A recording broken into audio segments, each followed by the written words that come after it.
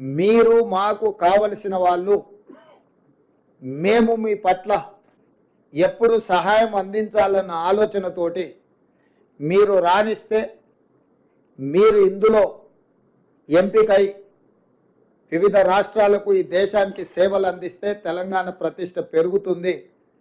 మీరు మా కుటుంబ సభ్యులు అని మీకు విశ్వాసం కల్పించడానికి ఈ ప్రభుత్వం మీది, మీకోసమే ఆలోచన చేస్తుందని ఒక నమ్మకం కలిగించడానికి ఈ కార్యక్రమాన్ని ప్రధానంగా చేపట్టడం జరిగింది.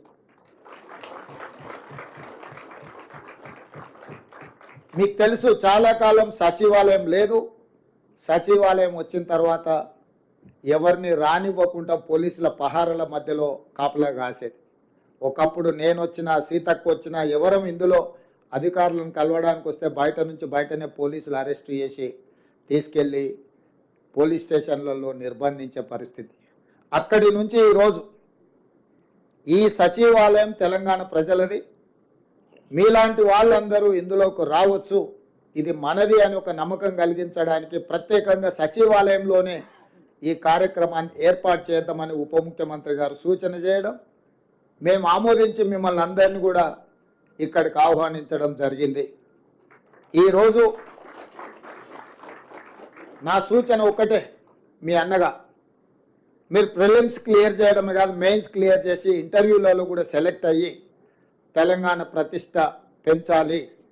ఈరోజు బీహార్, రాజస్థాన్, ఇతర రాష్ట్రాల నుంచి అత్యధికంగా ఐఏఎస్లు, ఐపీఎస్లు, ఐఆర్ఎస్లు, ఐఎఫ్ఎస్లు, ఇతర అధికారులుగా ఎంపికై వాళ్ళు ఈ దేశ సేవలో కానీ అత్యధికంగా భాగస్వాములు తీసుకుంటున్నారు. మరి అన్ని రకాలుగా ముందంజలో ఉన్న తెలంగాణ రాష్ట్రం నుంచి మనం ఎందుకు రాణించకూడదు, మన పిల్లలు ఎందుకు ఎంపిక కాకూడదు అన్న ఆలోచనతోటి మన వాళ్ళను, మన కుటుంబ సభ్యులను ప్రోత్సహించడానికి ఈరోజు ఈ కార్యక్రమాన్ని తీసుకున్నాం. మీకు సంపూర్ణంగా విశ్వాసం కల్పిస్తున్నది రాష్ట్ర ప్రభుత్వం. ఈ ప్రభుత్వం మీది, మీకు అండగా నిలబడుతుంది. మీరు ఏమాత్రం ఆలోచన చేయకుండా పరిపరి విధాలుగా మీరు ఆలోచన చేయాల్సిన అవసరం లేదు. పరీక్షల మీదనే దృష్టి పెట్టండి, రాణించండి, ఎంపిక అవ్వండి. తద్వారా మీ తల్లిదండ్రులకు, మీ గ్రామానికి, మన రాష్ట్రానికి ఒక గౌరవం పెరుగుతుంది. ఆ విధంగా మీరు ముందుకు వెళ్ళాలని తెలియజేస్తూ, అదేవిధంగా బట్టి విక్రమార్క గారు కొన్ని అంశాలను ప్రస్తావించారు. యంగ్ ఇండియా స్కిల్స్ యూనివర్సిటీ గురించి. ఈరోజు తెలంగాణలో విద్య సర్టిఫికెట్ కోర్సులకు మాత్రమే పరిమితం అవుతున్నది. నేను చాలామంది ఇంజనీరింగ్ గ్రాడ్యుయేట్స్తో నేను ఇంటరాక్ట్ అవుతున్నా, మాట్లాడుతున్నా. ఇంజనీరింగ్ సర్టిఫికెట్ తీసుకొని బయటకు వస్తున్నారు, కానీ వాళ్ళ యొక్క నైపుణ్యం ఆ స్థాయిలో లేకపోవడం వల్ల నిరుద్యోగ సమస్య పట్టి పీడిస్తుంది. ఇంకొక పక్కన పరిశ్రమలకు సంబంధించిన వ్యక్తులు, పరిశ్రమలు నెలకొల్పిన వాళ్ళు వస్తున్నారు. మాకు హ్యూమన్ రిసోర్స్ తగ్గిపోయింది, మా దగ్గర నియామకాలు చేపట్టాలంటే అసలు ఎవరు రావడం లేదు అని వాళ్ళు వస్తున్నారు. సో మేము మంత్రివర్గ సహచరులతోని ఆలోచన చేసినాం. ఒక పక్కన పరిశ్రమలకు సంబంధించిన యజమానులు నైపుణ్యం ఉన్న మాకు యువత దొరకడం లేదు అని చెప్తున్నారు. ఇంకొక పక్కన సర్టిఫికెట్లు, డిగ్రీ పట్టాలు పుచ్చుకొని యువత బయటకు వచ్చి మాకు ఉద్యోగ అవకాశాలు రావడం లేదు అని వాళ్ళు మాట్లాడుతారు. వీళ్ళిద్దరి మధ్యలో ఒక అంతరం ఉంది, ఒక గ్యాప్ ఉంది. ఆ గ్యాప్ ఏంటంటే సర్టిఫికెట్ తీసుకొని బయటకు వచ్చే వాళ్లకు వృత్తి నైపుణ్యం లేకపోవడం వల్ల, చదువుకు తగ్గ అనుభవం, చదువుకు తగ్గ శిక్షణ లేకపోవడం వల్ల ఉద్యోగ ఉపాధి అవకాశాలు వాళ్ళు కోల్పోతున్నారు. అందుకే అన్ని రకాలుగా ఆలోచన చేసి ఈరోజు యంగ్ ఇండియా స్కిల్స్ యూనివర్సిటీని ఒక ఐఎస్బి, ఒక IIIT మోడల్లో ఎవరికైతే చైతన్యం ఉన్నదో, ఎవరైతే శిక్షణ పొందాలనుకుంటున్నారో, ఎలాంటి రాజకీయ ఒత్తిడులు లేకుండా వాళ్ళకున్న నైపుణ్యాన్ని దృష్టిలో పెట్టుకొని వాళ్ళకు అవకాశాలు కల్పించాలి అని ఈ యంగ్ ఇండియా స్కిల్స్ యూనివర్సిటీని మనం ప్రారంభించుకున్నాం. దీన్ని పూర్తిగా ప్రభుత్వ అజమాయిషీలో ఉంటే అధికార దుర్వినియోగం జరిగే అవకాశం ఉందని చర్చలు జరగడం, సిలబస్ కూడా ఎప్పటికప్పుడు మార్చుకోవాల్సిన అవసరం ఉంది. కాబట్టి ఆ సిలబస్ను నిర్ణయించాలంటే కూడా ప్రభుత్వంలో ఆలస్యం జరుగుతుందని కొంతమంది విఘ్నులు సూచన చేయడంతో కంప్లీట్గా ఇండస్ట్రీ డ్రివెన్ యూనివర్సిటీగా మనం ఈరోజు నిర్ణయం తీసుకున్నాం. దీంట్లో Mahindra group of companies chairperson Anand మహీంద్రాని ఈ యూనివర్సిటీకి చైర్పర్సన్గా మనం ఈరోజు వారిని రిక్వెస్ట్ చేయడం జరిగింది తెలంగాణ రాష్ట్ర ప్రభుత్వం నుంచి. ఈరోజు మహీంద్రా యూనివర్సిటీని ఎవరైతే నడుపుతున్నారో వాళ్ళని యంగ్ ఇండియా స్కిల్ యూనివర్సిటీకి చైర్పర్సన్గా మనం రిక్వెస్ట్ చేస్తే వారు ఆమోదించారు. ఈరోజు IIIT చైర్పర్సన్గా పనిచేసిన శ్రీనిరాజును కో చైర్పర్సన్గా పెట్టినాం. వివిధ పరిశ్రమలు రెడ్డి ల్యాబ్స్ కావచ్చు, SBI బ్యాంక్ కావచ్చు, అదానీ గ్రూప్ కావచ్చు, ఇతర కీలకమైన పరిశ్రమలకు సంబంధించిన వ్యక్తులందరినీ కూడా ఇందులో బోర్డ్ ఆఫ్ డైరెక్టర్స్గా మనం నియమించడం జరిగింది.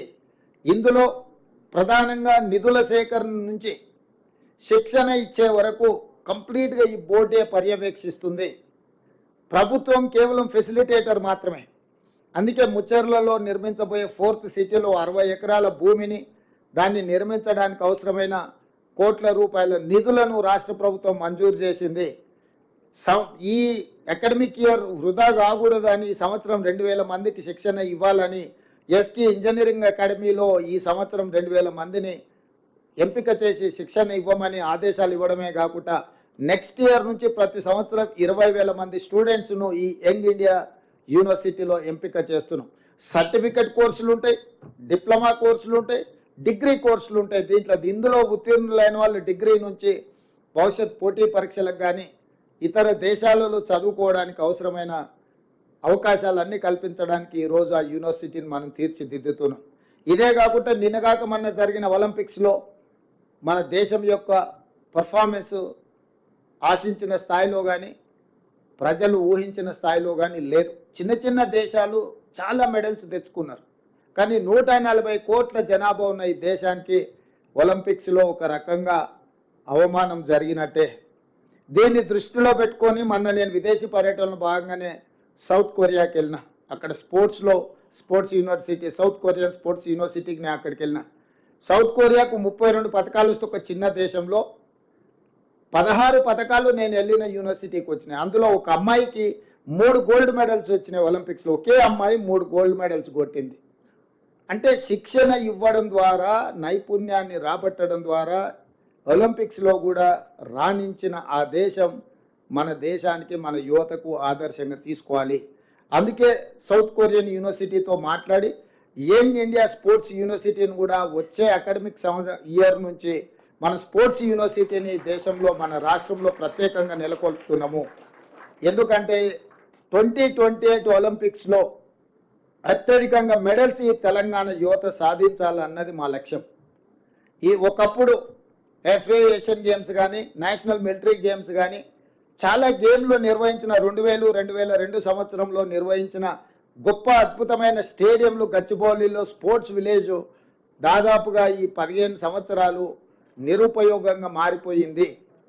వీటన్నిటిని కూడా తిరిగి ఉపయోగంలోకి తీసుకురావాలి. వీటన్నిటిని కూడా తెలంగాణ యువతకు శిక్షణ ఇవ్వడం ద్వారా స్పోర్ట్స్ యూనివర్సిటీని ఒక ఏర్పాటు చేసి తెలంగాణ యువతకు క్రీడల పట్ల ఆసక్తిని కల్పించడమే కాకుండా తెలంగాణ యువతకి అద్భుతమైన శిక్షణను ఇవ్వడం ద్వారా ఒలింపిక్స్లో ఈ దేశానికే తలమానికంగా తెలంగాణ యువతను మార్చాలని ఈ ప్రభుత్వం నిర్ణయం తీసుకున్నది.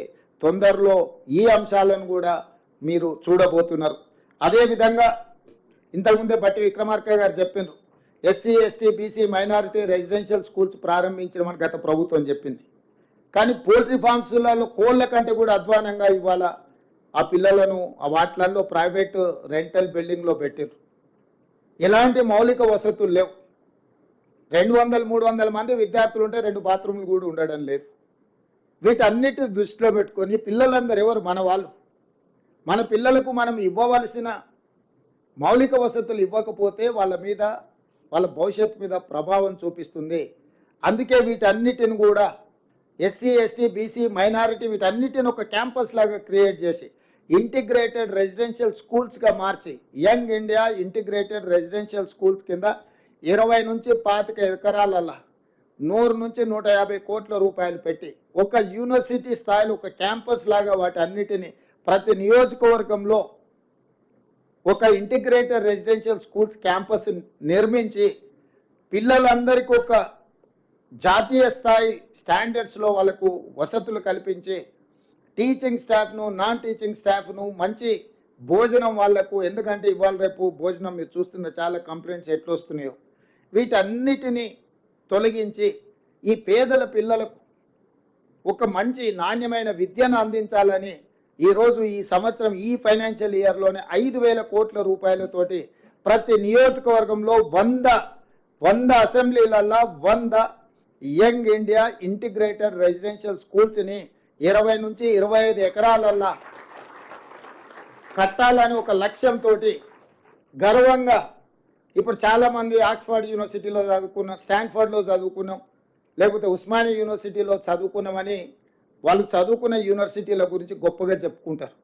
ఈరోజు రేపు భవిష్యత్తులో మన పిల్లలు మేము యంగ్ ఇండియా రెసిడెన్షియల్ స్కూల్లో చదువుకొని వచ్చినాము అని గర్వంగా చెప్పుకునే విధంగా వాళ్ళకు మౌలిక వసతులు ఏర్పాటు చేయడమే కాకుండా వాళ్లకు మంచి విద్యా బోధన చెయ్యాలన్నది మా ప్రభుత్వం యొక్క లక్ష్యము. ఆ దిశగా కూడా ప్రభుత్వం అడుగులేస్తుంది. ఇదే కాకుండా యూనివర్సిటీలలో టీచింగ్ వైస్ ఛాన్సలర్స్ కావచ్చు, టీచింగ్ స్టాఫ్ కావచ్చు, నాన్ టీచింగ్ స్టాఫ్ కావచ్చు, దాదాపుగా తెలంగాణలో ఉన్న యూనివర్సిటీలను అన్నిటిని కూడా గత ప్రభుత్వం నిర్వీర్యం చేసింది. పూర్తిగా విద్యను ప్రైవేటైజ్ చేసే విధంగా వీటిని నిర్వీర్యం చేసి ఎవరు చదువుకోవాలన్నా కొనుక్కోవాల్సిన పరిస్థితులు రాష్ట్ర ప్రభుత్వం గతంలో కల్పించింది.